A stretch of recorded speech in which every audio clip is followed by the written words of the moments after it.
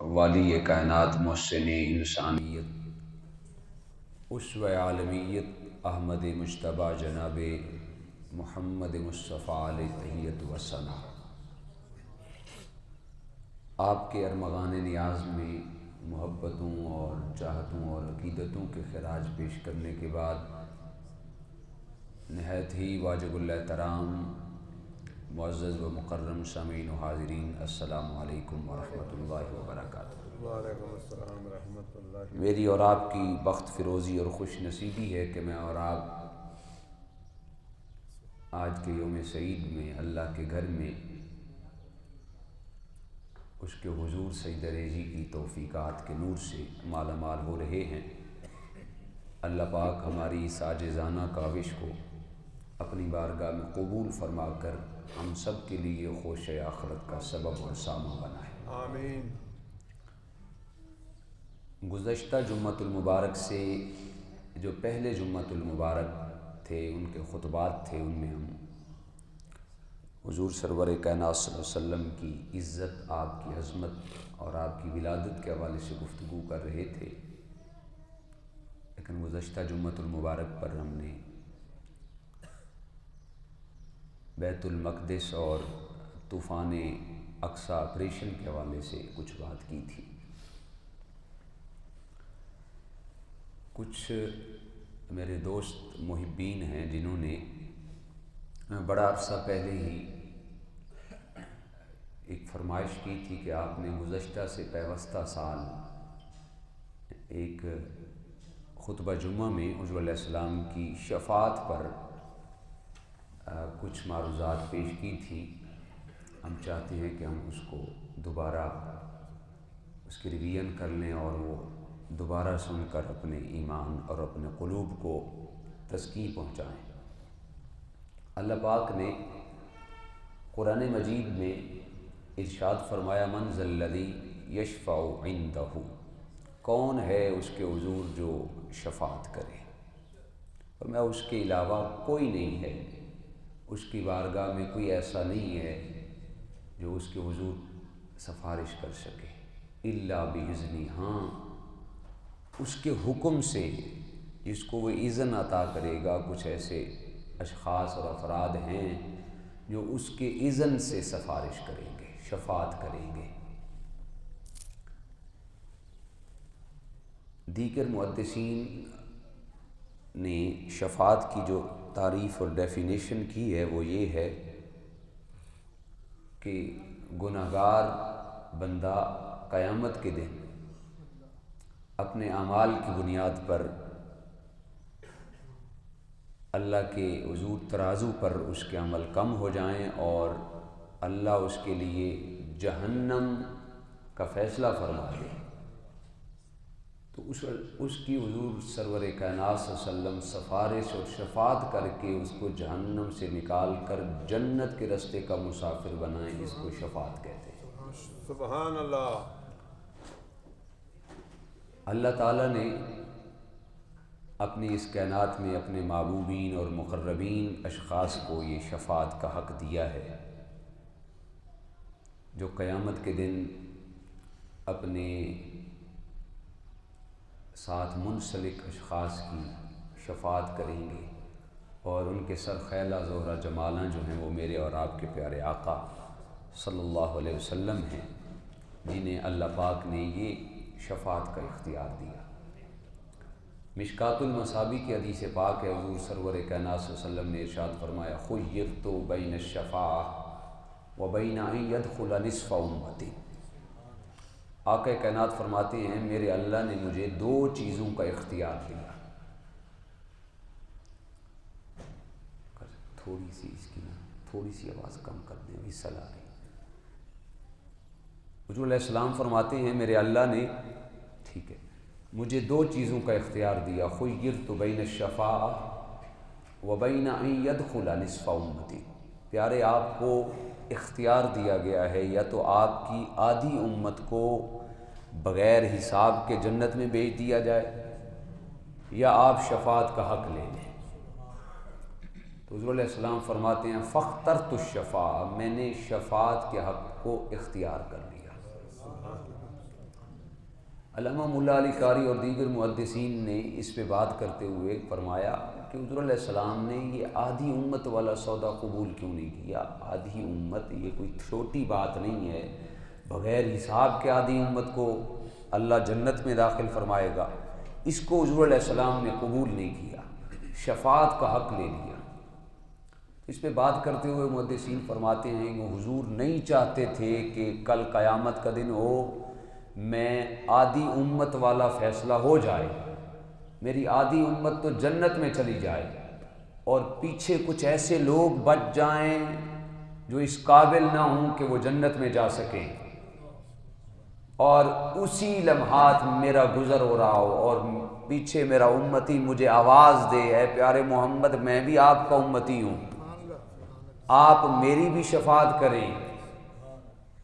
فیصلہ تو پہلے ہو چکا، میں نے تو آدھی امت کو داخل کروا دیا تھا، اب ایسا ممکن ہی نہیں کہ میدان محشر میں میرا کوئی امتی مجھے آواز دے اور میں کچھ نہ کر سکوں، تو لہٰذا میں نہیں چاہتا کہ میری آدھی امت تو بغیر حساب کے چلی جائے اور مشکل عالم میں موجود میرا کوئی امتی مجھے آواز دے اور مجھ سے پھر مایوس ہو جائے، اور ایسا ممکن ہی نہیں کہ فریاد امتی کرے جو حال زار میں، ممکن نہیں کہ خیر البشر کو خبر نہ ہو۔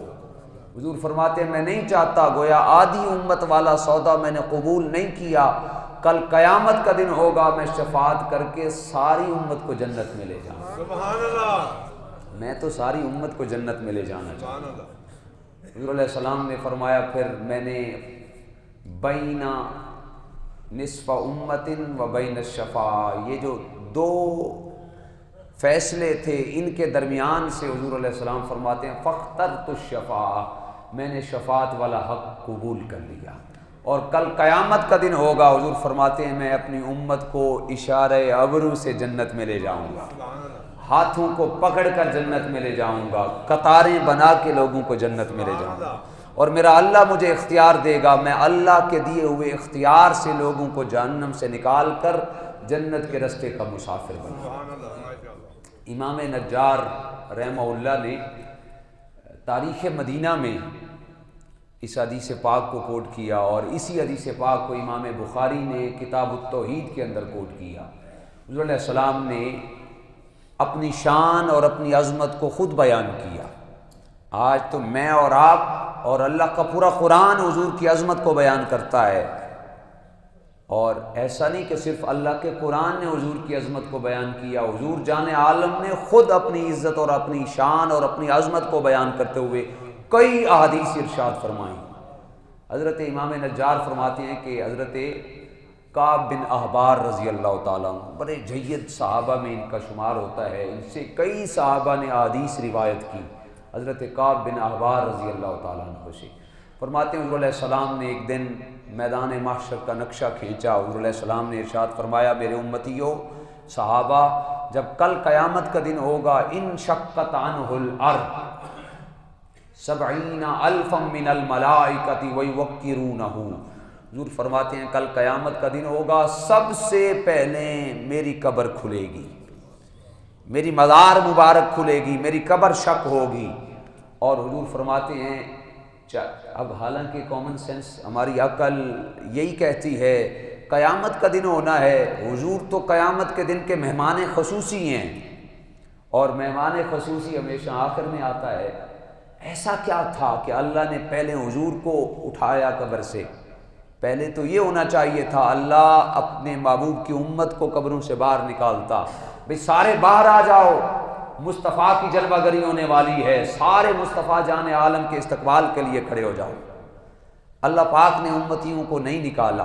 حضور فرماتے ہیں انشقت عنہ الارض، سب سے پہلے میری قبر کو کھولا جائے گا۔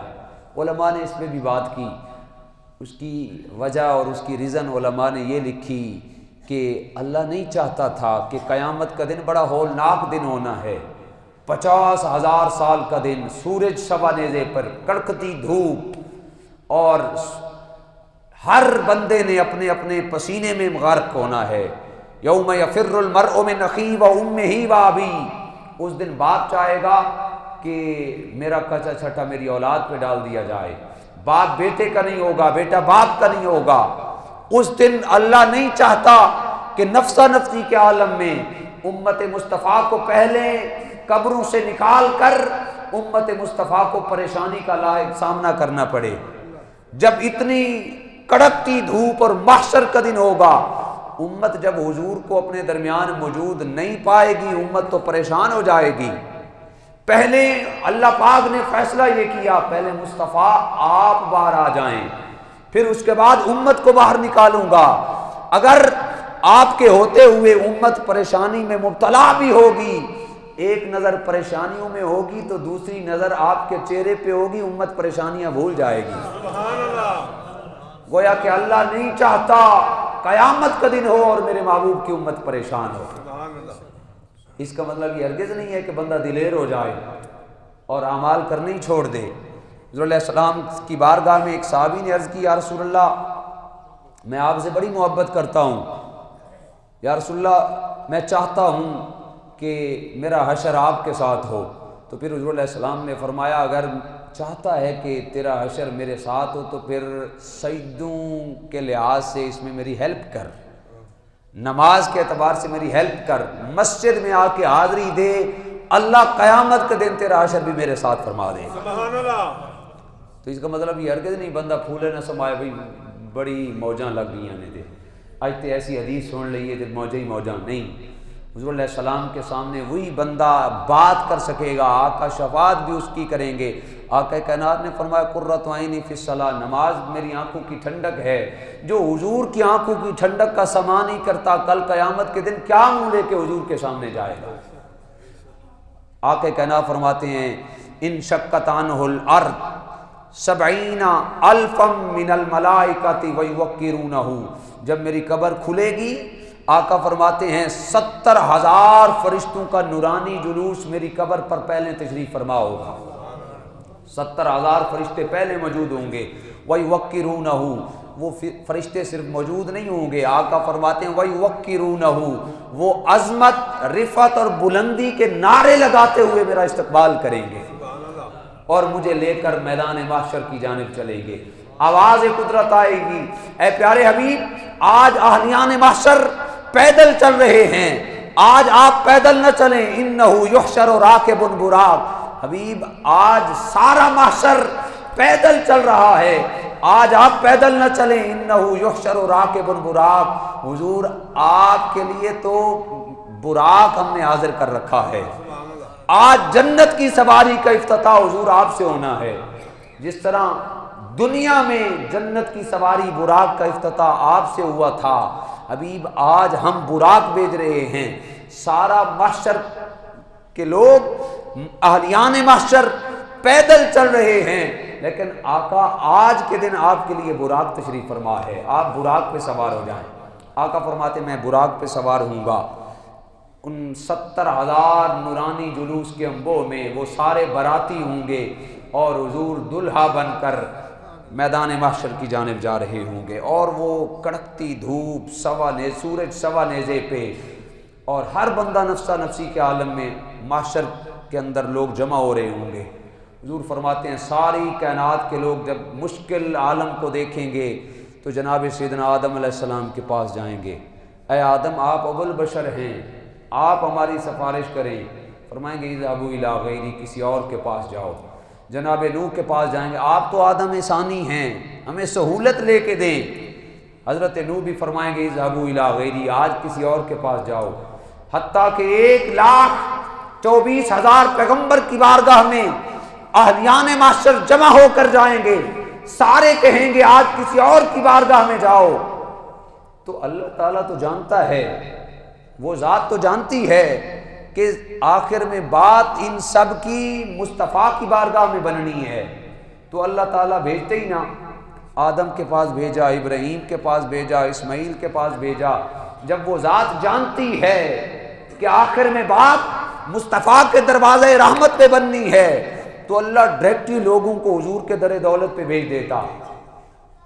بات ہے نا جی، جب اللہ نے آخر میں بات ہی حضور کے در دولت پہ بنوانی تھی تو ڈائریکٹ لوگوں کو حضور کی بارگاہ میں بھیج دیتا۔ اللہ نے فرمایا نہیں، میرے مصطفیٰ آج ان سب کی بگڑی بننی تھی تو آپ کے صدقے سے بننی تھی، اگر میں ڈائریکٹ ان کو آدم کے پاس بھیج دیتا، آدم سفارش کر دیتے تو یہ واپس آ کر کہتے آج کے دن تو آدم بھی سفارش کر سکتے ہیں، آج کے دن تو موسیٰ بھی سفارش کر سکتے ہیں، عیسیٰ و ابراہیم اور عیسیٰ بھی سفارش کر سکتے ہیں، محبوب آج کے دن کسی کی بھی سفارش نہیں چل سکتی، آج کے دن کوئی کچھ نہیں کر سکتا، آج کے دن میں نے ان کو بخشنا تو آپ کے کہنے پر ہے، اگر میں پہلے بخش دیتا تو یہ کہتے آدم نے بخشوا دیا، موسیٰ اور عیسیٰ نے بخشوا دیا۔ حبیب آج سب کو میں ان کو دیگر انبیاء کے دروازوں پر بھیج رہا ہوں، سارے دروازوں سے یہ پھر آ کر آ جائیں، گھما کے آ جائیں، پھر آپ کے دروازے پہ آ جائیں، تاکہ ان کو پتہ چل جائے آج کے دن جب کوئی کچھ نہیں کر سکتا، مصطفیٰ سب کچھ کر سکتا ہے۔ نعرہ تکبیر، نعرہ رسالت، نعرہ تحقیق۔ آج ان کو پیغام یہ دینا چاہتا ہوں تاکہ سب لوگوں کو پتہ چل جائے آج کا دن کسی اور کا دن نہیں ہے، آج کا دن ہے تو امام الانبیاء محمد جان عالم کا دن ہے۔ حضور فرماتے ہیں میری سواری جب محشر کی جانب چلے گی نا، آگے ایک ٹیلہ آئے گا، ٹیلے پر میری امت کھڑی ہوگی، میں اپنی امت کے ساتھ ہم کلام ہوں گا، امت مجھ سے مخاطب ہوگی، ابھی کلام کر رہا ہوں گا، بات چیت جاری ہوگی، فیکزونی ربی حلتن خضرا، اسی لمحے میرا اللہ مجھے سبز رنگ کا جبہ پہنائے گا۔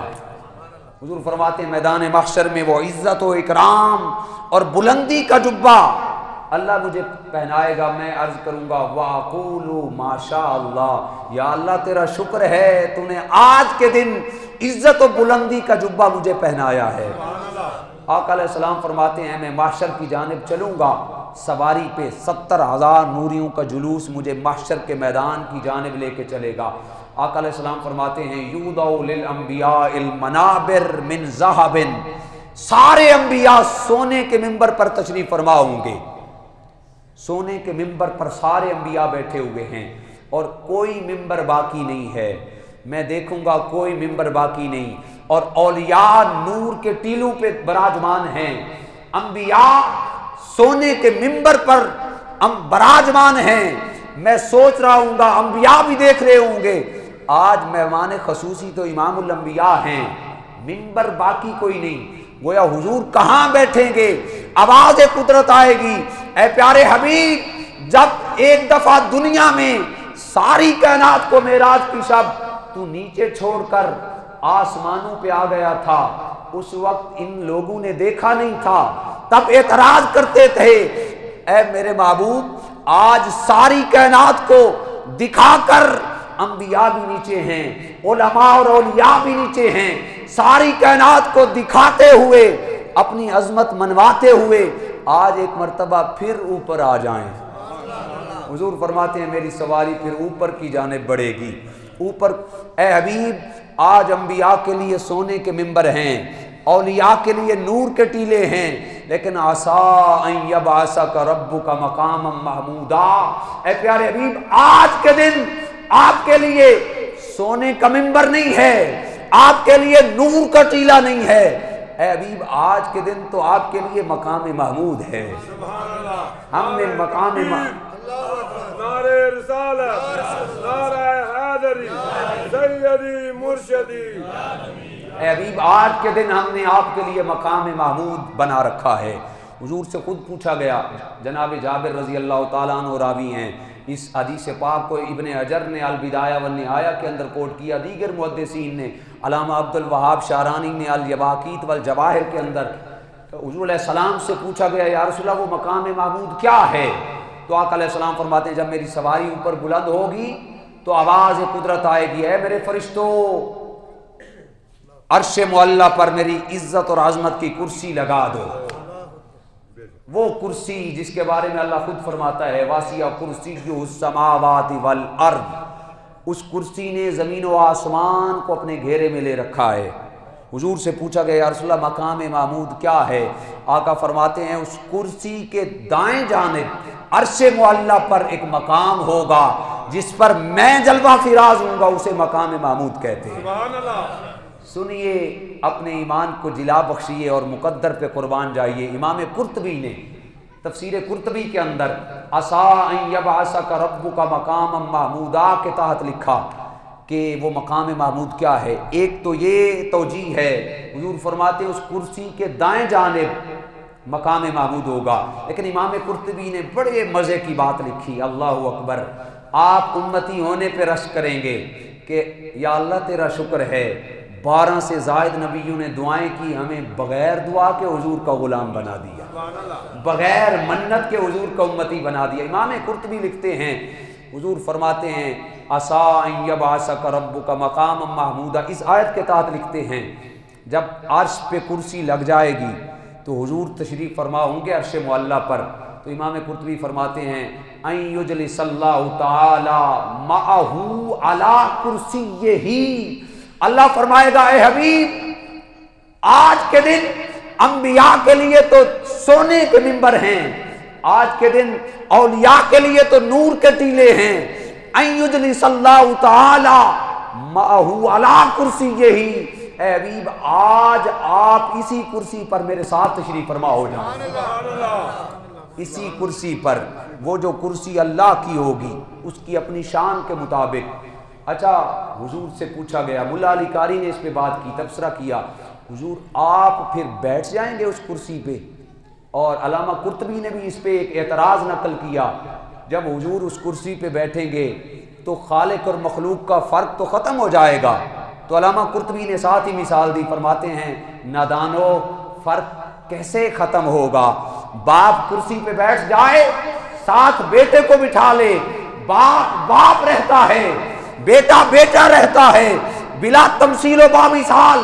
اگر اللہ نے مصطفیٰ کو اس کرسی پہ بٹھا دیا، وہ خدا رہے گا، یہ مصطفیٰ رہے گا، وہ خالق رہے گا، یہ مخلوق رہے گے۔ تو حضور سے پوچھا گیا حضور پھر آپ اس کرسی پہ بیٹھ جائیں گے؟ حضور فرماتے ہیں میرا ادب مجھے کھڑا کر دے گا، رب کی محبت چاہے گی حبیب میرے ساتھ بیٹھ جائیں، لیکن وَأَقُومُ میرا ادب مجھے سامنے کھڑا کر دے گا، اور اللہ پہلا کلام مجھ سے یہ کرے گا ماذا تريد ان اصنع بامتک، حبیب بتائیں آج آپ کی امت کے ساتھ کیا معاملہ کیا جائے۔ حاجی صاحب باہر سے آئے، آتے ہی پہلے سلام دعا کریں گے، علیک سلیک کریں گے، یا پہلے ہی ڈائریکٹ ہی بات شروع کر دیں گے؟ سنت طریقہ کیا ہے جی؟ ویسے سنت طریقہ کیا ہے بھائی؟ آپ کو آتا ہے بولیں تو صحیح، پہلے سلام دعا ہوتی ہے، علیک سلیک ہوتا ہے، کیا حال ہے، ٹھیک ہیں، طبیعت صحت، سارے معاملات۔ اچھا، حضور سفر کر کے گئے، اللہ جو ہمیں تعلیمات دے رہا ہے قرآن کے ذریعے، ہادی اسلام کے ذریعے، لیکن اس نے ڈائریکٹ ہی بات کر دی ماذا تريد ان اصنع بامتک، ابھی بتائیں آپ کی امت کے ساتھ کیا معاملہ کروں، کیونکہ وہ ذات عالم الغیب ہے، وہ ذات جانتی ہے۔ آج مصطفیٰ کو اپنی فکر نہیں ہے، آج جان عالم کو اولاد کی فکر نہیں ہے، مال و متاع کی فکر نہیں ہے، آج حضور جان عالم کو اگر کوئی فکر ہے تو فقط اپنی امت کی فکر ہے، اور محبوب کو خوش کرنے کا ذریعہ اور انداز بھی یہی ہے کہ محبوب کے سامنے محبوب کی امت کی بات کی جائے۔ ماذا تريد ان اصنع بامتک، بتائیں ابھی کیا معاملہ کریں آپ کی امت کے ساتھ؟ حضور فرماتے ہیں میں عرض کروں گا مالک لم یزل عجل حسابہم، ان کے حساب و کتاب میں تھوڑی جلدی کر لی جائے، بڑا نازک دن ہے، سورج سوا نیزے پہ ہے، کڑکتی دھوپ ہے۔ یہ حدیث سننے کے بعد بھی اگر امتی اپنے گریبان میں نہ جھانکے، میں سمجھتا ہوں اس کے امتی ہونے کا کوئی فائدہ نہیں۔ یہ حدیث سننے کے بعد بھی امتی عزت مصطفیٰ اور عظمت مصطفیٰ کی خاطر، حرمت مصطفیٰ کی خاطر بات نہ کرے، اس کے امتی ہونے کا کوئی فائدہ نہیں۔ حضور فرماتے ہیں میں عرض کروں گا اجل حسابہم، مولا عدل کا تقاضا تو یہ ہے پہلی امتوں کا حساب کیا جائے، لیکن مالک عدل نہیں فضل کر، عدل نہیں، میں فضل چاہتا ہوں۔ آواز آئے گی فرشتوں میزان لگا دو، میزان لگ جائے گا، ناپ تول اس دن بھی لگنا ہے۔ کیا خیال ہے، لگنا ہے؟ تو ہمارے دکانداروں کو سوچنا چاہیے، ناپ تول اس دن لگنا ہے، تو آج ناپ تول کو اس زاویے میں رکھیں جیسے قیامت کے دن لگنا ہے. وہاں پہ ذرہ بر بھی کسی کی جناب والا ادھر ادھر کا معاملہ نہیں. حضور فرماتے ہیں میدان محشر بپا ہے، ترازو میزان لگ گیا. اتنے میں جبریل میری بارگاہ میں آئیں گے، عرض کریں گے اے محمد صلی اللہ علیہ وسلم آپ کے کچھ امتی تو جہنم میں چلے گئے. حضور علیہ السلام فرماتے ہیں جب میں سنوں گا تو تڑپ جاؤں گا، میرے امتی اور جہنم میں چلے گئے. آقا فرماتے ہیں اسی مقام معبود پہ میں سجدہ ریز ہو جاؤں گا. آئے تو امت کو یاد کیا، سجدہ کیا. محشر کا دن ہوگا، امت یاد سجدے میں. حضور آواز قدرت آئے گی اے حبیب آج تو آپ کے نخرے اٹھانے کا دن ہے، آج تو عظمت دکھانے کا دن ہے. میں نے تو کائنات عالم کو بنایا ہی آپ کی عظمت دکھانے کے لیے ہے. آج تو آپ کا دن ہے، نخرے اٹھانے کا دن ہے.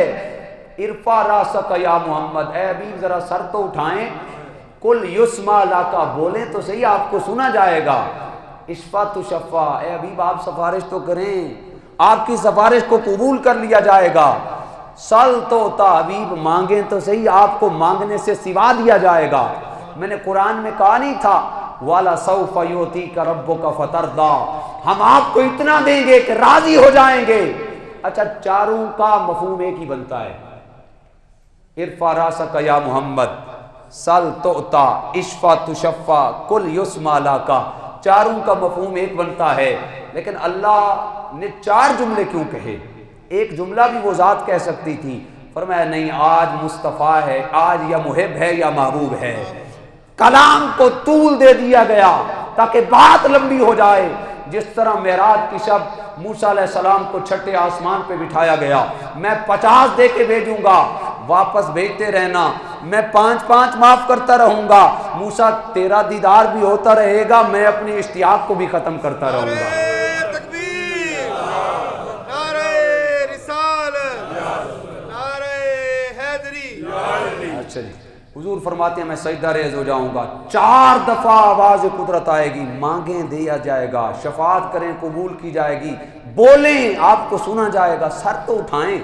حضور فرماتے ہیں میں سر اٹھاؤں گا. اللہ پاک فرمائے گا ابھی کیا چاہتے ہیں؟ مالک میرے کچھ امتی جہنم چلے گئے ہیں، میں انہیں نکلوانا چاہتا ہوں. آواز قدرت آئی. امام قرطبی نے، امام نجار نے، بخاری کتاب التوحید میں نے ریفرنس 4 دے دیے. امام قرطبی فرماتے ہیں اللہ پاک فرمائے گا انطلق فاخرج من النار من کان فی قلبہ مسقال شعیرۃ من ایمان. حبیب جائیں، جا کر ہر اس بندے کو خود اپنے ہاتھوں سے نکال لیں جس کے دل میں رائی کے دانے کے برابر ایمان ہے. حضور فرماتے ہیں میں جاؤں گا. بات کو جلدی جلدی مکمل کر رہا ہوں، گفتگو بڑی ہو سکتی ہے اس پہ. حضور فرماتے ہیں میں جا کر انہیں ان کے دل میں، جن کے دل میں رائی کے دانے کے برابر ایمان ہوگا، جہنم سے نکال کر انہیں جنت کا راستہ دکھا دوں. ادھر جاؤ بھئی، آج کا دن تمہارا یہ ہے، ادھر جاؤ. حضور فرماتے ہیں اعود الثانی، میں دوسری دفعہ آ کر پھر سجدہ ریز ہو جاؤں گا. پھر اللہ 4 دفعہ فرمائے گا ارفع راسک یا محمد، کل یسمع لکا، اشفع تشفع، سل تعطی. بڑے لاڈ اور محبت کے ساتھ حضور فرماتے ہیں میں سر اٹھاؤں گا. اللہ فرمائے گا ابھی کیا چاہتے ہیں؟ مالک میرے کچھ امتی ابھی باقی ہیں، چھڑوانا چاہتا ہوں، نکلوانا چاہتا ہوں. آواز آئے گی ابھی میں نے کہہ تو دیا ہے جاؤ، جا کر نکال لو. مالک کچھ ایسے بھی ہیں جن کے دل میں رائی کے دانے سے بھی کم ایمان ہے. آواز قدرت آئے گی انطلق فاخرج من النار من کان فی قلبہ مسقال ذرۃ من ایمان. حبیب جائیں، جا کر ہر اس آدمی کو نکال لیں جن کے دل میں 1 ذرے کے برابر ایمان ہے. حضور فرماتے ہیں میں نکال دوں گا، جنت کا راستہ دکھا دوں گا. وعود الثالث، پھر تیسری دفعہ سجدہ ہو جاؤں گا. پھر 4 دفعہ حکم ہوگا ارفع راسک یا محمد، قل یسمع لکا، اشفع تشفع، سل تعطی. سر اٹھاؤں گا. اللہ پاک فرمائے گا ابھی کیا چاہتے ہیں؟ مالک کچھ ایسے بھی ہیں جو ابھی باقی ہیں، نکلوانا چاہتا ہوں. میں نے کہہ تو دیا ہے جائیں، جا کر نکال لیں. مالک لم یزل کچھ ایسے بھی ہیں تو نے کہا جس کے دل میں رائی کے دانے کے برابر ایمان ہے، نکال دیا. جن کے دل میں ذرے کے برابر ایمان ہے، میں نے نکال دیا.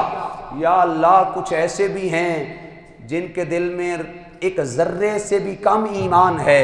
اللہ فرمائے گا حبیب ان تلک فاخرج من النار من کان فی قلبہ ادنا ادنا ادنا مثقال حبۃ خردل من ایمان، حبیب جائیں، جا کر اپنے ہر اس امتی کو نکال لیں جن کے دل میں ذرے سے کم ایمان ہے، پھر اس سے کم ایمان ہے، پھر اس سے کم ایمان ہے، انہیں جہنم سے نکال کر جنت کا راستہ دکھا دیں۔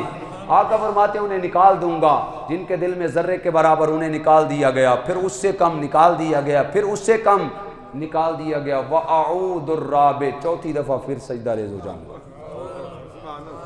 چوتھی دفعہ پھر سجدہ ریز ہو جاؤں گا۔ پھر اللہ 4 دفعہ فرمائے گا ارفع راسک یا محمد قل یسمع لک اشفع تشفع سل توتا۔ مالک میرے کچھ امتی ہیں جنہیں میں باہر نکلوانا چاہتا ہوں، حبیب میں نے کہہ تو دیا ہے، بڑے لاڈ کے ساتھ، بڑی محبت کے ساتھ۔ حضور فرمائیں گے مالک تیرا فرمان برحق ہے، لیکن میرے کچھ امتی ایسے بھی ہیں جن کے نام اعمال میں ایک نیکی تک نہیں، فقط یہ پڑھا لا الہ الا اللہ۔ اللہ 4 قسمیں اٹھائے گا، محبوب و عزتی و جلالی و کبریائی و عظمتی، اے میرے حبیب مجھے اپنی عزت کی قسم، مجھے اپنے جلال کی قسم، مجھے اپنی کبریائی کی قسم، مجھے اپنی عزت اور عظمت کی قسم، انطلق فاخرج من النار من کانا لا الہ الا اللہ فقد دخل الجنہ۔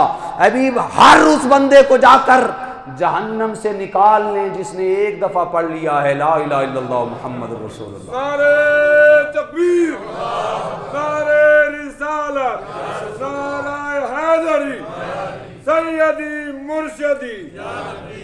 حضور فرماتے ہیں سارے جنتی جنت چلے جائیں گے، محشر خالی ہو جائے گا، میں پھر جنت کی جانب آؤں گا، دیکھوں گا جنت کے دروازے پہ بڑا رش ہے، وہ بھی اندر کیوں نہیں جاتے؟ جناب آدم فرمائیں گے محمد کیا کریں، دروازہ کھڑکاتے ہیں، اندر سے آواز آتی ہے کون؟ میں کہتا ہوں میں آدم ہوں، جواب کوئی نہیں آتا۔ میں کہتا ہوں میں نوح ہوں، جواب کوئی نہیں آتا۔ میں ابراہیم ہوں، جواب کوئی نہیں آتا۔ حضور فرماتے ہیں میں کہوں گا ذرا پیچھے ہٹیں، میں تو کھڑکا کے دیکھوں۔ حضور علیہ السلام کی حدیث پاک ہے اللہ نے جنت تمام انبیاء پر حرام کر رکھی ہے جب تک جنت میں میں محمد داخل نہیں ہوں گا۔ اللہ نے تمام امت پر، سابقہ امتوں پر جنت حرام کر رکھی ہے جب تک امت مصطفیٰ داخل نہیں ہوگی۔ حضور فرماتے ہیں ذرا پیچھے ہٹیں، میں بھی تو کھڑکاؤں۔ میں کھڑکاؤں گا ان ہاتھوں سے جن کی قسمیں اللہ قرآن میں اٹھاتا ہے، ید اللہ فوق ایدیہم وما رمیت اذ رمیت ولکن اللہ رما۔ دروازہ کھڑکائیں گے آقا، اندر سے آواز آئے گی، رضوان جنت پوچھے گا دروازہ کھڑکانے والے آپ کون ہیں؟ حضور فرماتے میں کہوں گا انا محمد، میں محمد ہوں۔ اندر سے آواز آئے گی اے حبیب آپ کا تو انتظار ہو رہا تھا، جنت کا دروازہ کھل جائے گا۔ آقا فرماتے ہیں انا قائدہم اذا وفدوا، جب جنتی جنت میں جائیں گے اس قافلے کی قیادت میں محمد خود کر رہا ہوں گا۔ آنا خطیبہم اذا انصتوا، جب کوئی نہیں بول رہا ہوگا اس محشر کے میدان میں خطیب میں محمد ہوں گا۔ آقا فرماتے ہیں جب کل قیامت کے دن کسی کا کوئی پرسان حال نہیں ہوگا، ہر بندے کو اپنی پڑی ہوگی، اس دن بات میں کروں گا، اپنے ہاتھوں سے لوگوں کو جنت میں لے جاؤں گا، اپنی آنکھوں کے اشاروں سے لوگوں کو جنت میں جاؤں گا، قطاریں بنا کر لوگوں کو جنت میں لے جاؤں گا۔ اے امتی قربان ہو جا اپنی قسمت پر۔ حضور فرماتے ہیں جنت کا دروازہ کراس کروں گا، آواز آئے گی، بڑی میٹھی آواز، رس گھولتی آواز، سریلی آواز، اے حبیب ماذا یستقبلنی ربی، حبیب ذرا رک جائیں، آپ کا رب اپنی شان کے مطابق جنت کے دروازے پر آپ کا استقبال کر رہا ہے۔ حضور کا جنت کے دروازے پہ استقبال ہوگا۔ میں اس پہ زیادہ گفتگو نہیں کرتا، ٹائم ختم ہو گیا ہے۔